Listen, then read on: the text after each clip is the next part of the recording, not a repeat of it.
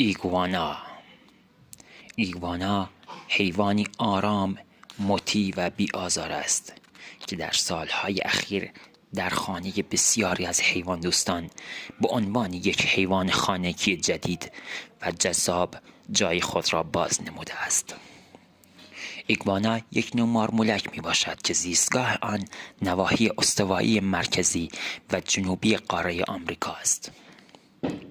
ایگوانا حیوانی وحشی و غیر اهلی است که طی سالیان دراز دست‌آموز انسان شده اند. ایگوانا هیچگاه اهلی محسوب نمی شود.